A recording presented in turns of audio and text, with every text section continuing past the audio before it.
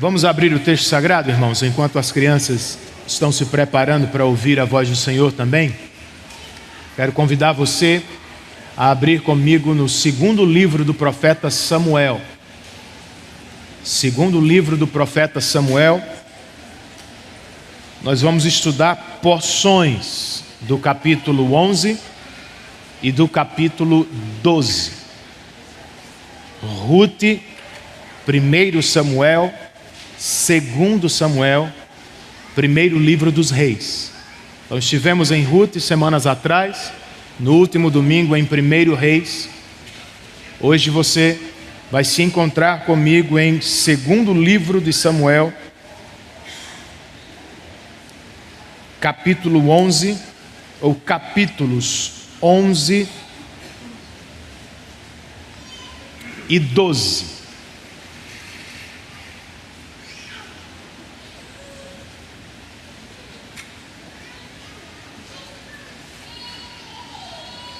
Duas pessoas estão inseparavelmente ligadas a Davi, o grande rei de Israel.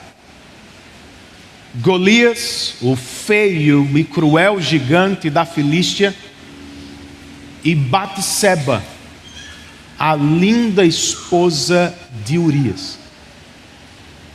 Embora sejam bastante diferentes, os dois carregam algo em comum em sua história.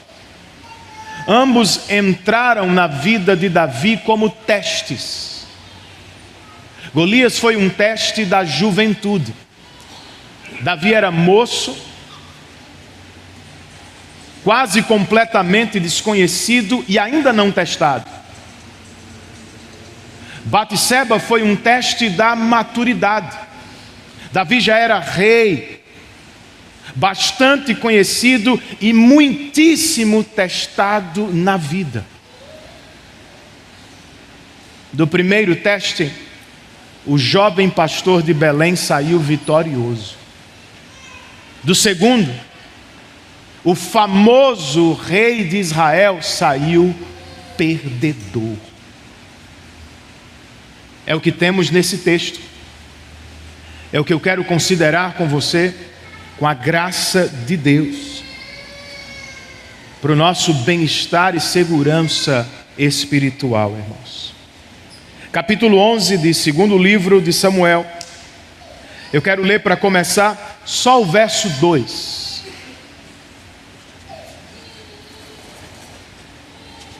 O texto nos diz: uma tarde, Davi levantou-se da cama e foi passear pelo terraço do palácio.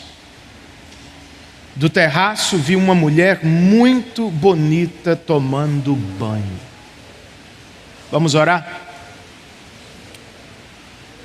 Senhor, como o salmista, nós precisamos guardar Tua palavra no nosso coração, a fim de não pecarmos contra Ti.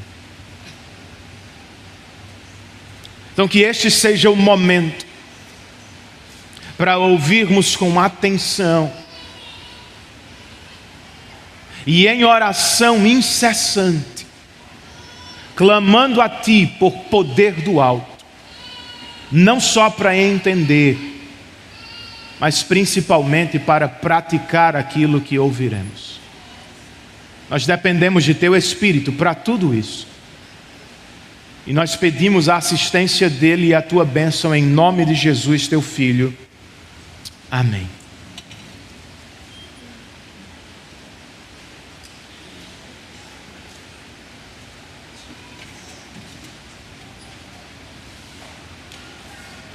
Davi foi chamado por Deus e ungido por Samuel, o grande profeta de Israel. Davi desafiou e enfrentou Golias, dizendo: Deus que me livrou das garras do urso e do leão, também vai me livrar das mãos deste incircunciso. Davi, embora tenha sido ungido por Samuel, foi paciente. Esperou mais de uma década até se tornar rei de Israel. Davi, mais do que qualquer outro na Escritura, compôs e cantou salmos que até hoje tocam os nossos corações. Diante de tudo isso, nós podemos pensar: um homem como Davi estava certamente seguro. Jamais cairia em uma tentação tão vergonhosa. Mas a verdade, irmãos, por mais decepcionante e chocante que seja, é que ele caiu. Como coloca um comentarista, um homem pode confiar em Deus, esperar em Deus, lutar por Deus, cantar a Deus e ainda assim ceder a uma tentação mortal. Foi o caso do grande rei de Israel. Pode ser o seu, pode ser o meu. Por isso, dê atenção ao que vai ouvir. Os grandes servos de Deus, até os maiores e mais famosos, podem cair em tentações devastadoras. Como acontece? Como nos protegemos? E se aconteceu, o que fazemos agora? Primeiro, irmãos, vamos considerar a origem da tentação devastadora. Verso 1 do capítulo 11. O autor sagrado escreveu: na primavera, época em que os reis saíam para a guerra, Davi enviou para a batalha Joabe com seus oficiais e todo o exército de Israel. E eles derrotaram os amonitas e cercaram Rabá. Mas Davi permaneceu em Jerusalém. Este verso tem basicamente 3 partes. É introdutório, mas bastante importante. A primeira parte é: na primavera, época em que os reis saíam para a guerra. É claramente uma referência de tempo, uma tentativa de datar o episódio. E embora a NVI tenha preferido traduzir o hebraico por primavera, versões mais literais escolheram ficar com decorrido um ano. Se você tem a Ara, por exemplo, em mãos, é assim que está registrado no texto. Por quê, irmãos? Porque não está se falando apenas da estação do ano, ou da melhor época do ano para se sair em batalha. Está se falando aqui de algo que aconteceu no aniversário da vitória de Davi contra os amonitas, o que foi registrado no capítulo anterior. Um ano depois dessa vitória, é a segunda parte do verso 1. Deus enviou para a batalha Joabe com seus oficiais e todo o exército de Israel. E eles derrotaram os amonitas e cercaram Rabá. Se não conhecêssemos o restante da história, rapidamente chegaríamos à conclusão que isto é um relatório de guerra. E interpretaríamos o verso como: Davi venceu mais uma. Mas tenha calma. Não é um relatório de batalha. Isso é uma isca que nos prende e nos prepara para a grande mensagem do versículo. Qual é? Ela está na terceira parte do verso 1, na parte final. E começa com uma conjunção adversativa. Mas Davi permaneceu em Jerusalém. Entenda, a Bíblia nunca desperdiça os detalhes. E esses aqui são praticamente uma condenação. Joabe e os soldados de Israel foram para a batalha na época em que os reis saíam para a guerra. Mas Davi permaneceu em casa. Sabe o que significa? Que o rei estava falhando em cumprir o seu dever real. Momentaneamente, Davi deixou de viver para servir, abriu mão de se sacrificar em prol dos outros. Enquanto os soldados de Israel estão lutando para proteger a nação, o rei ficou em casa e está para abusar de uma israelita. Ele venceu os amonitas do lado de fora, mas porque não fez o que era chamado a fazer, ele vai perder dentro de casa. Foi assim que tudo começou, com algo aparentemente sem importância. E é assim também conosco, gente. A tentação nem sempre está no que estamos fazendo. A tentação pode surgir justamente porque não estamos fazendo o que deveríamos fazer. Se Davi estivesse no campo de batalha, estaria fora do campo da tentação de Batseba. Por isso eu te pergunto nesta manhã, o que não estamos fazendo? E como essa falha nos conduz a fazer coisas que talvez jamais tenhamos planejado. Por exemplo, como anda nossa vida devocional, gente? Básico. Você tem se alimentado da Bíblia, irmão? Veja, eu não estou perguntando se você tem lido a Bíblia numa leitura corrida, superficial, religiosa, só para marcar lá, li outra vez. Eu estou falando de um tipo de leitura que nos coloca cara a cara com Deus a cada manhã.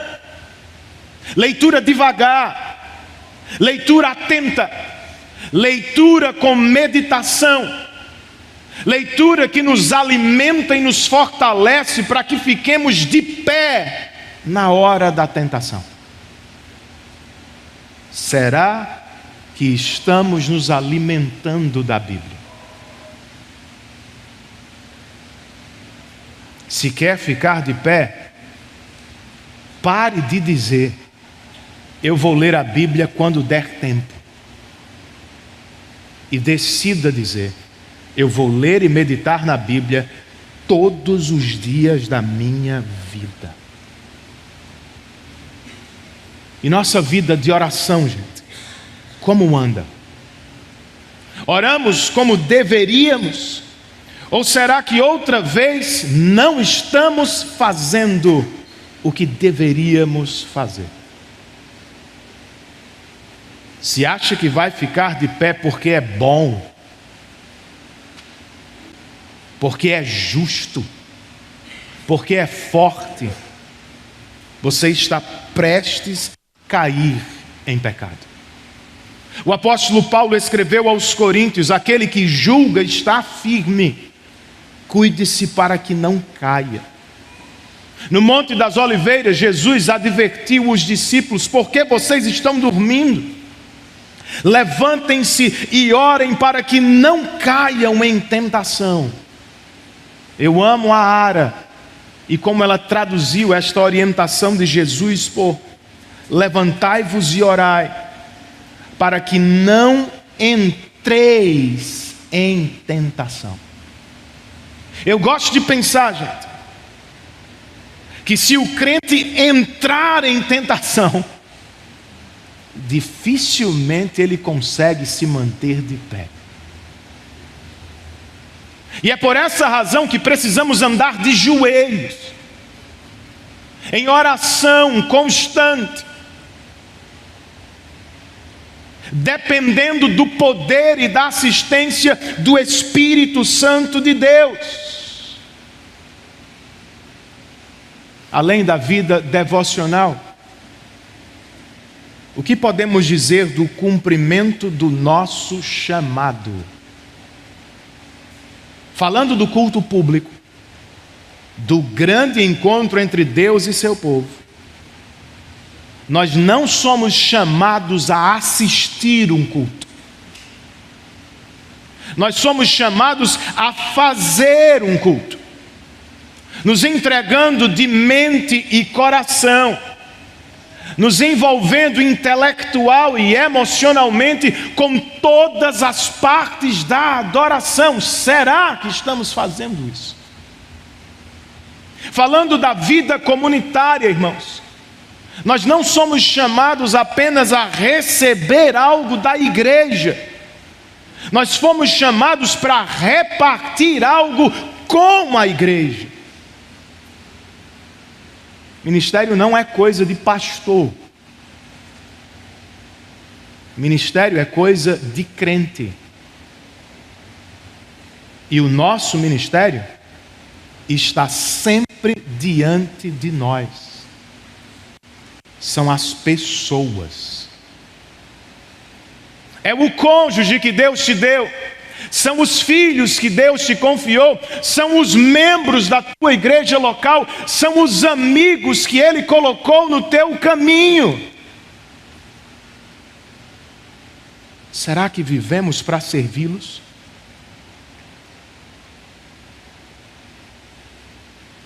Ainda nos sacrificamos pelo bem deles? Ou já não nos sacrificamos mais?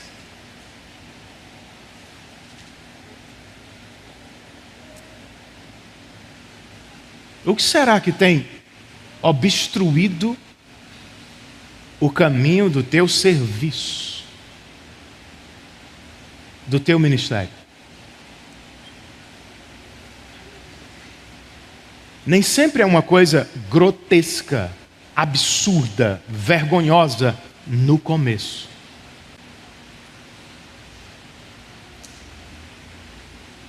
Pode ser um excelente hobby.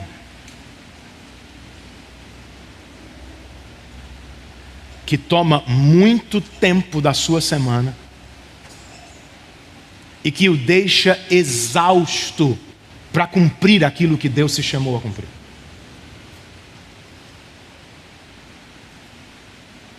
Pode ser as benditas redes sociais que te tiram dos momentos mais importantes da tua casa e da tua igreja. Muito embora você esteja ali fisicamente presente. Pode ser o trabalho, uma coisa boa, mas da qual nós não conseguimos nos desconectar. Estamos sempre trabalhando, sempre pensando no trabalho, sempre levando coisas para casa, para a igreja, para as férias. Irmãos, não é brincadeira. Se deixarmos que coisas permissíveis impeçam aquilo que é vital, acabaremos como o rei Davi. Estaremos em apuros, porque deixamos de fazer o que deveríamos fazer para a glória de Deus. Que Deus nos ajude, gente. E que eu e você nos lembremos, até os grandes servos de Deus podem cair em tentações devastadoras. Em segundo lugar, consideremos o poder da tentação devastadora. O verso 2 do capítulo 11 registra: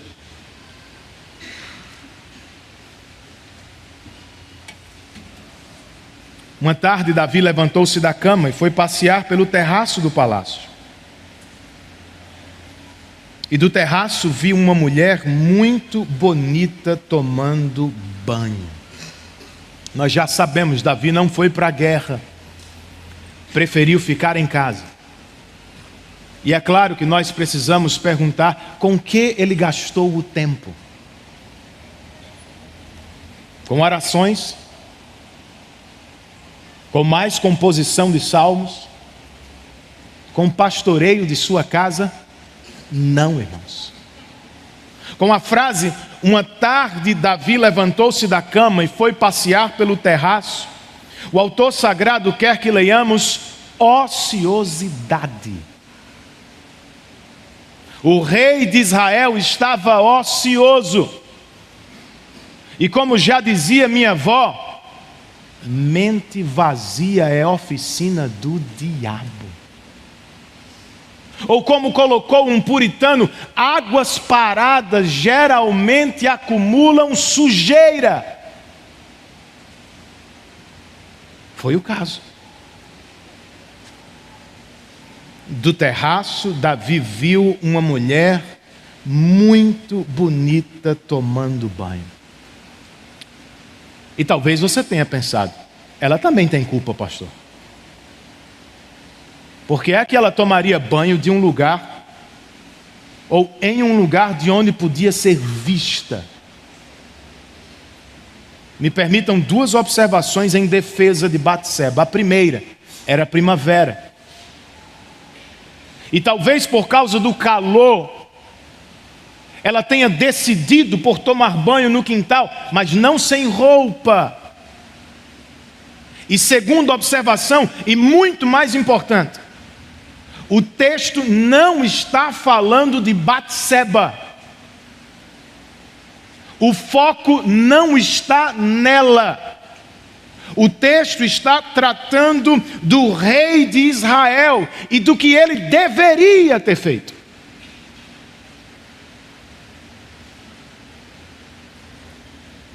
Como Jó, Davi deveria ter desviado o olhar. E como José, ele deveria ter fugido da tentação imediatamente. Não foi o que fez, irmãos.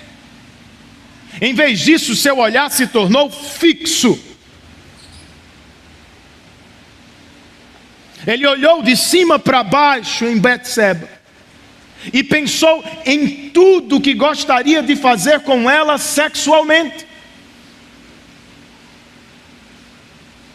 Em seguida, verso 3,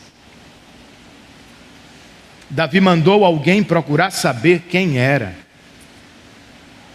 E disseram-lhe, é Batseba, filha de Eliã e mulher de Urias, o hitita.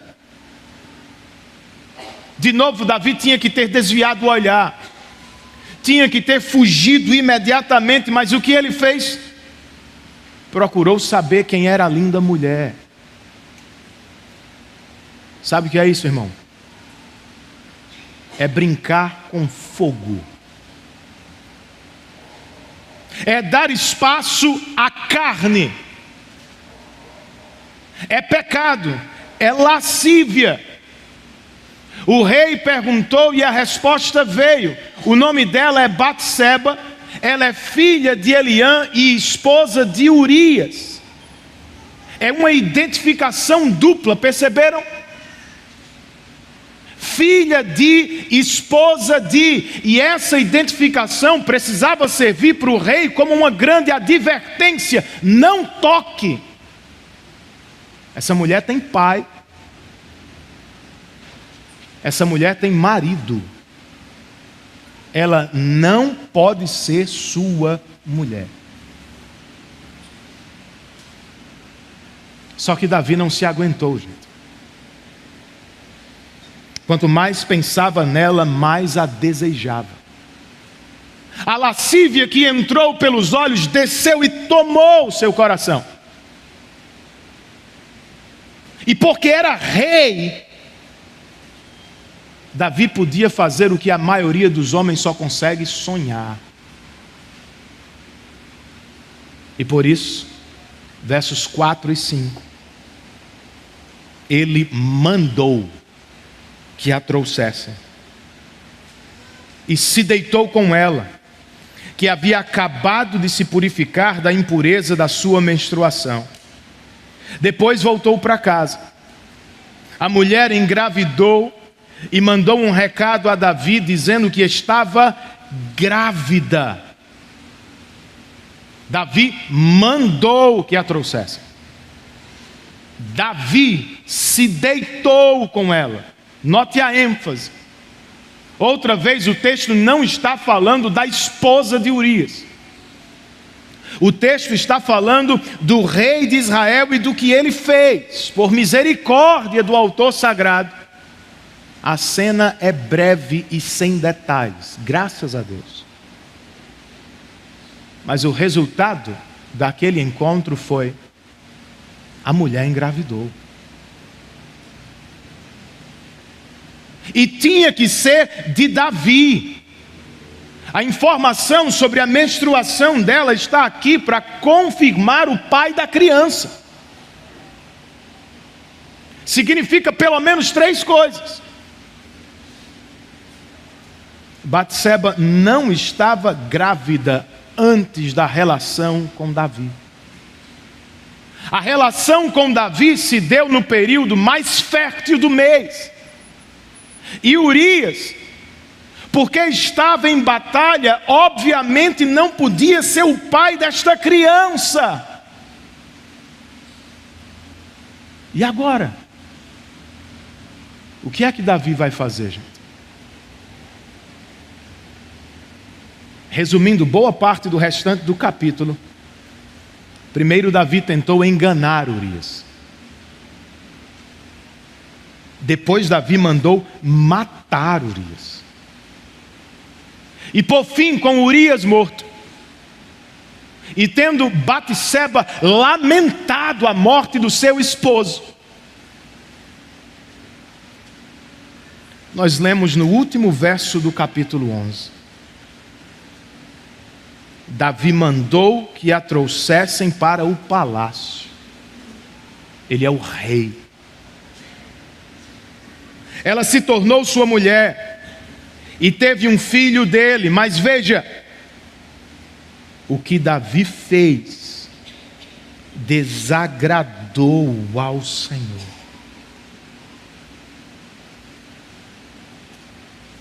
Ele conseguiu o que queria, gente. Batseba é agora sua mulher. O primeiro esposo dela está morto. E ao que tudo indica, ninguém desconfia do que aconteceu. Ninguém. Joabe sabia de tudo. Só que era o homem de confiança do rei. Não é o maior problema de Davi. O maior problema de Davi é Deus, que viu o que ele fez e não gostou nem um pouco. E é aqui, queridos, que mora o coração do texto. Em uma estrutura literária triangular chamada de quiasmo. Essa pequena frase do último verso do texto está na ponta do triângulo. É a coisa mais importante dos capítulos 11 e 12.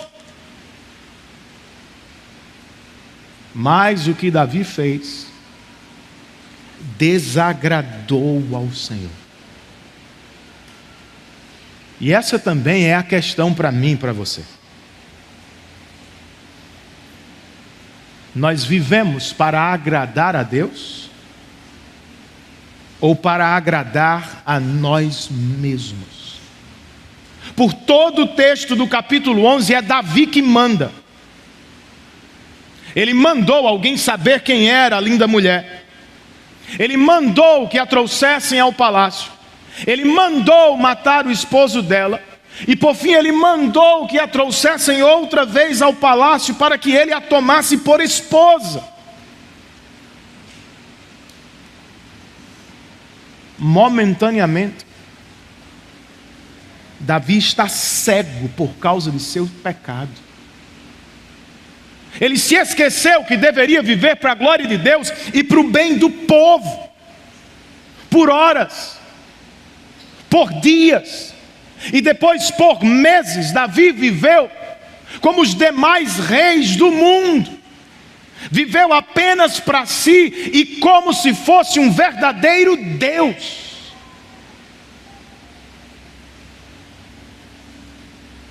Ele ouviu o sussurro da serpente, que muito tempo antes tinha dito a Eva: vá em frente, faça o que você quiser, coma do fruto que você desejar, e você vai descobrir que vai ser igual a Deus. Essa é a essência de todas as tentações. Esteja você lutando contra a tentação sexual ou contra qualquer outra, o âmago da questão é o mesmo. Você vai viver para agradar a Deus ou a si mesmo? Jesus definiu a vida cristã assim: se alguém quiser me acompanhar, negue-se a si mesmo, tome a sua cruz e depois me siga. Ele não podia ter sido mais claro e chocante. Ser um verdadeiro discípulo significa morrer para si mesmo. O apóstolo Paulo disse basicamente a mesma coisa aos Gálatas: fui crucificado com Cristo. Assim já não sou eu quem vive, mas Cristo vive em mim. Entenda, irmão, um crente segundo Jesus, segundo Paulo, é alguém que morreu para si mesmo. O que mais importa agora não é mais o que eu desejo, o que eu quero, o que eu sonho, o que eu fantasio na mente. O que mais importa e o que todos nós devemos buscar é uma vida que glorifique o Filho de Deus, aquele que nos amou e se entregou por nós na cruz do Calvário. Isso é o que importa.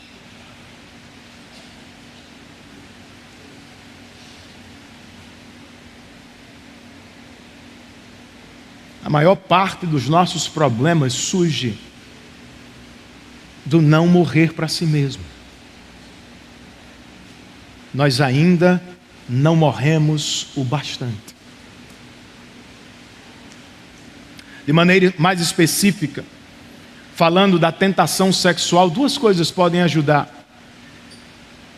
na anatomia da tentação sexual. O olho sempre é a janela do coração. Portanto, essa é a primeira coisa. O único jeito de obter vitória sobre o pecado sexual é desviando o olhar lascivo. O apóstolo Pedro nos advertiu contra os olhos cheios de adultério. O remédio de Jó foi: fiz uma aliança com os meus olhos. Que aliança? Não olhar com cobiça para as moças. E Jesus, em uma imagem forte, nos exortou: se o seu olho direito fizer pecar, corte-o e lance-o fora. Entenda, irmão, esta é a decisão que precisamos tomar ao início, não ao final da tentação.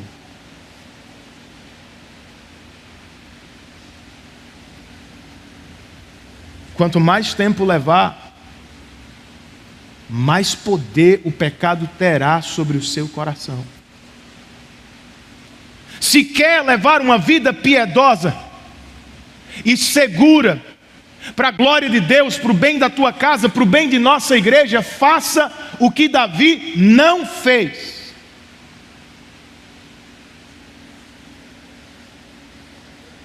Desvie o olhar e não volte atrás.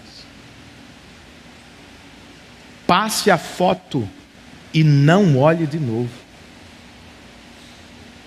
Feche a aba e coloque uma trava de segurança no seu computador.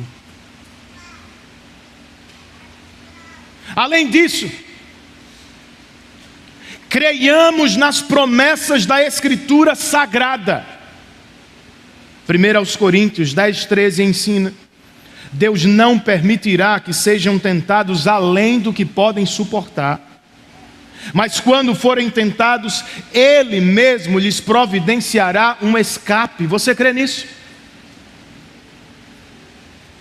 2 Coríntios 12:9 declara: minha graça é suficiente para você, pois o meu poder se aperfeiçoa na fraqueza. Você crê nisso? E Mateus 6,13 nos ensina a pedir: e não nos deixes cair em tentação, mas livra-nos do mal. Você crê nisso, irmão? Se duvidamos dessas promessas,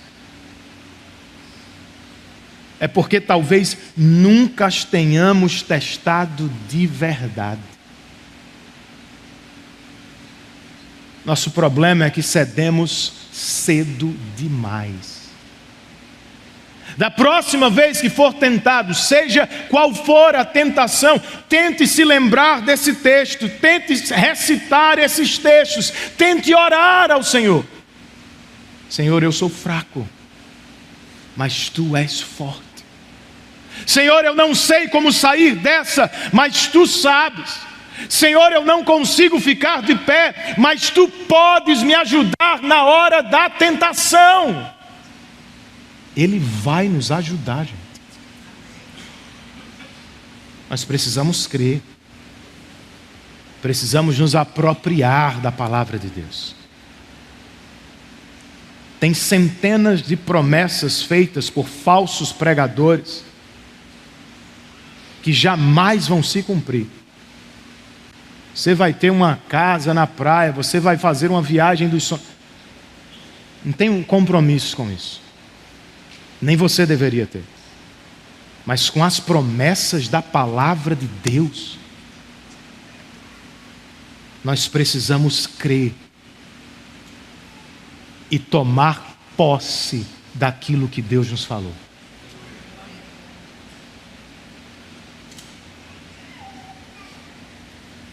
E lembre-se,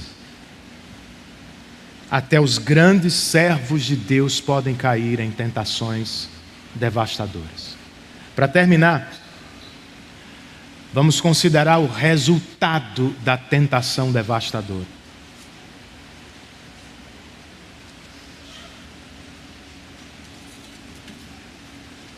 Por todo o capítulo 11 é Davi quem dá as ordens.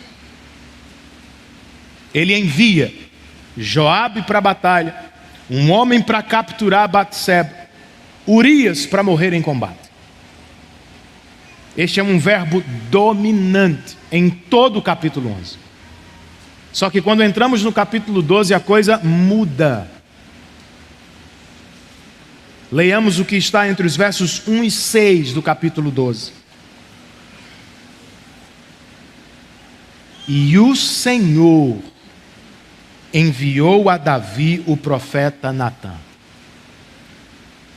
Ao chegar ele disse: 2 homens viviam numa cidade, um era rico e o outro pobre. O rico possuía muitas ovelhas e bois, mas o pobre nada tinha, senão uma cordeirinha que havia comprado. Ele a criou e ela cresceu com ele e com seus filhos. Ela comia junto dele, bebia do seu copo e até dormia em seus braços. Era como uma filha para ele. Ele era pai de pet. E eu fico reclamando, né? Mas veja, isso aqui é uma história. Certo dia, verso 4, um viajante chegou à casa do rico E este não quis pegar um de suas próprias ovelhas ou dos seus próprios bois para preparar-lhe uma refeição. Em vez disso, preparou para o visitante a cordeira que pertencia ao pobre. Então Davi encheu-se de ira contra o homem e disse a Natã: juro pelo nome do Senhor que o homem que fez isso merece a morte. Deverá pagar 4 vezes o preço da cordeira, porquanto agiu sem misericórdia. 1 ano tinha se passado, irmãos, desde o episódio com Batseba. É o que indica o verso 15 deste mesmo capítulo. E nada de Davi ir ao Senhor em confissão e arrependimento. Como o rei não foi, Deus veio na boca de um pregador.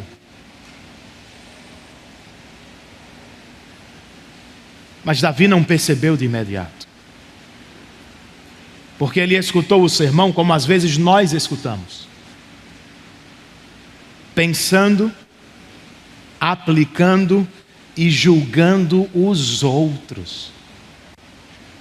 Isso não é para mim. Isso é para a minha esposa que ficou em casa, é para o meu marido que não veio hoje, é para o fulano que está faltando. O texto diz que ao ouvir Natã, Davi foi tomado de ira. Ele encheu-se de ira contra o homem do sermão. Mas afinal, quem era o homem do sermão de Natã? De quem o pregador estava falando? Do verso 7 ao 14, o texto diz: você é esse homem, disse Natã a Davi. E continuou: assim diz o Senhor, o Deus de Israel: eu o ungi rei de Israel e o livrei das mãos de Saul. Dei-lhe a casa e as mulheres do seu senhor, dei-lhe a nação de Israel e Judá, e se tudo isso não fosse suficiente, eu lhe teria dado ainda mais. Porque você desprezou a palavra do Senhor, fazendo o que ele reprova.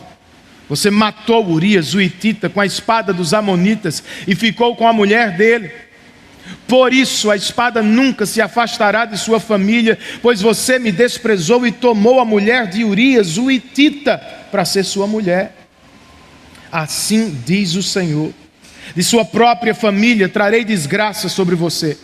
Tomarei as suas mulheres diante dos seus próprios olhos e as darei a outro, e ele se deitará com elas em plena luz do dia.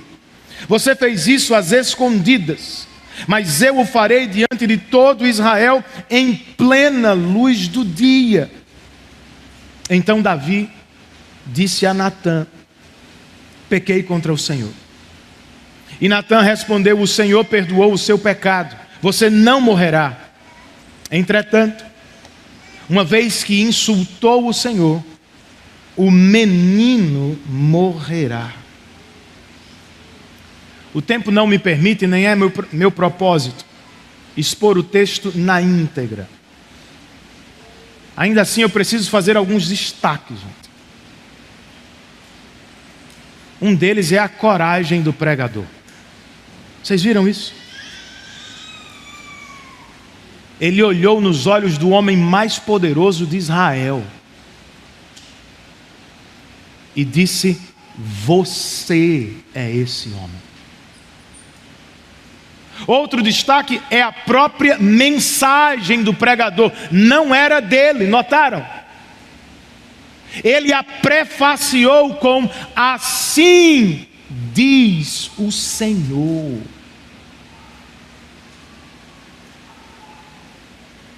Foi uma mensagem pesadíssima, que veio do Senhor. Foi por isso que, ao ouvir Natã, a resposta de Davi foi: eu pequei contra o Senhor. Não foi só contra uma mulher, não foi só contra um homem, não foi só contra a nação de Israel. Eu pequei contra Deus. E uma última coisa. A confissão de Davi foi breve, mas não teve justificativas. Não teve desculpas esfarrapadas. Não teve transferência de culpa para Batseba, ou seja lá para quem for. E a essa altura, nós podemos até suspirar e pensar: Davi voltou. O homem de Deus está de volta. Sim, nós podemos. Mas não é o mais impressionante do texto. O mais maravilhoso do texto para mim é: Deus o perdoou. Davi não veio a Deus. Deus foi buscar Davi por meio do pregador. Davi não se convenceu sozinho de seu pecado. Deus convenceu Davi por meio da pregação. Movido por Deus, Davi se arrependeu e confessou. E ali, na hora, Deus o perdoou de seu pecado.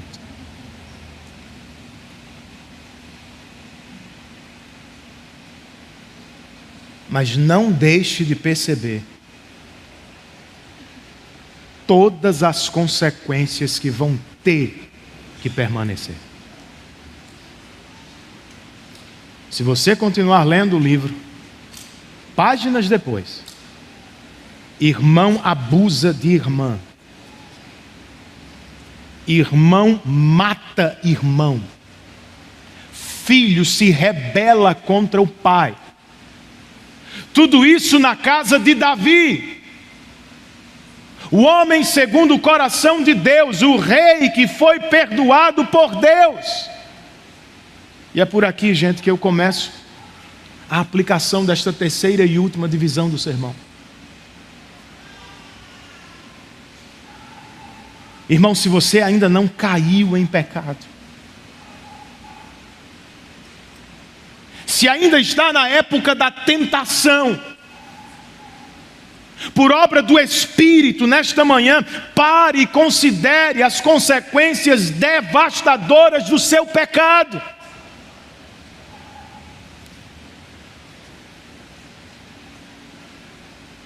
Alguém sempre sofre com os nossos pecados. É do que precisamos lembrar. Nossos pecados têm um aspecto corporativo.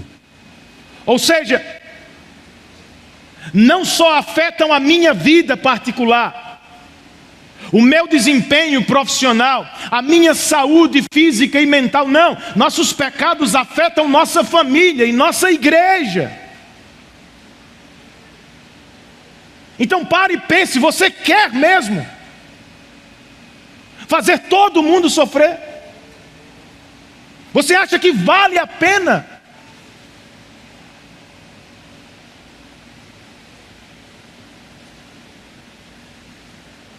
E pense também no nome do nosso Deus. Por vezes, Deus disse a Davi nesse texto: você desprezou o meu nome. No verso 14, Naara, o texto disse: você trouxe vergonha para o meu nome diante dos meus inimigos. Pense em Deus, irmão. Coloque o Senhor entre você e sua tentação, e você não pecará. Esqueça-se de Deus e das pessoas que Ele te confiou, e você já terá pecado. Pense também em tudo que Ele já te deu, irmão. O Senhor disse a Davi por meio do profeta: eu te fiz rei de Israel e de Judá. Eu te dei casas, eu te dei tudo, e se não fosse o bastante, você me pediria e eu te daria mais. Antes de pecar, vamos contar as bênçãos do Senhor. Diga à tentação que te aflige: eu não preciso da única e pequena oferta que você me faz, quando eu tenho centenas de bênçãos do Senhor. Conte as bênçãos, irmão, e ore ao Senhor para que esteja satisfeito nele e em tudo o que Ele te deu por pura graça. E se está vendo alguém no caminho do pecado, não seja um frouxo.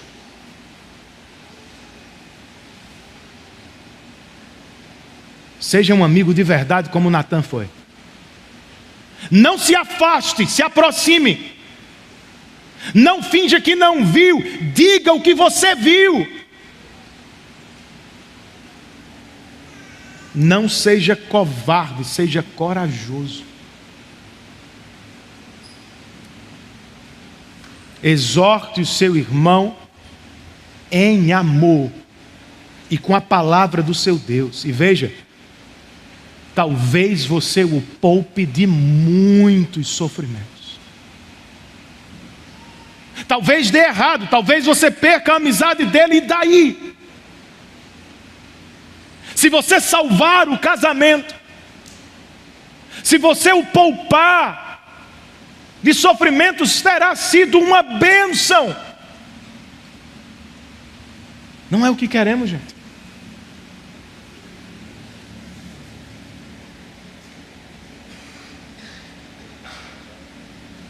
Quer ainda esteja diante da tentação, quer já tenha caído em pecado, faça como Davi.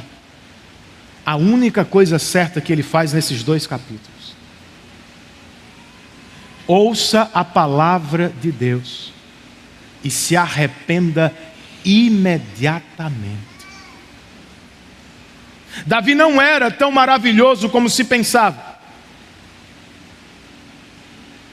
Ele era capaz de fazer coisas terríveis como as que vemos aqui. Ainda assim, ele era um crente, irmãos. E a prova está no arrependimento. Diferentemente de Saul, que só se arrependeu quando não tinha mais jeito, e que fez cheio de desculpas, justificativas e manobras humanas. Davi ouviu a pregação e imediatamente se arrependeu. Você está ouvindo isso? Pare de racionalizar seu pecado, de levantar justificativas, de apontar para os outros para se sentir melhor.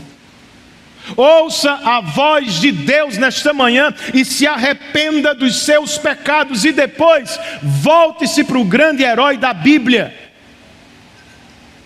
Não é Davi, não é Moisés, não é Sansão, é Cristo Jesus. Ele é o rei ideal de Israel, não Davi. Ele é o salvador perfeito do povo de Deus, nunca foi Sansão. Ele é a perfeita revelação do ser de Deus, nunca foi Paulo.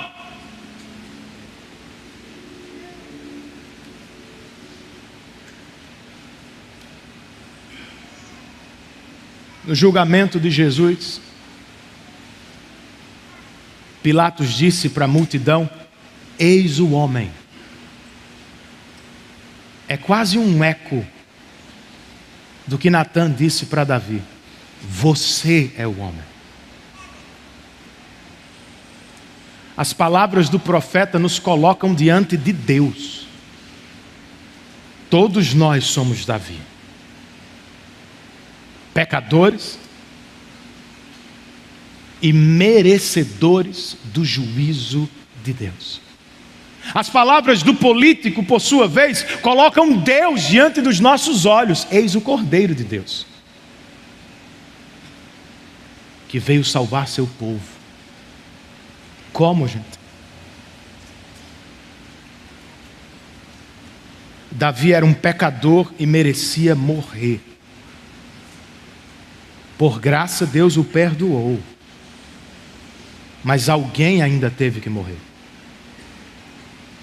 Eu não estou falando do filho de Batseba. Ali foi consequência. Eu estou falando do Filho de Deus que veio da casa de Davi. Jesus morreu, assumindo os meus e os teus pecados. Seu sangue foi o preço. E com o que fez por nós na cruz e no túmulo vazio, Ele nos redimiu da condenação e nos deu o perdão de Deus. Perdão custa caro.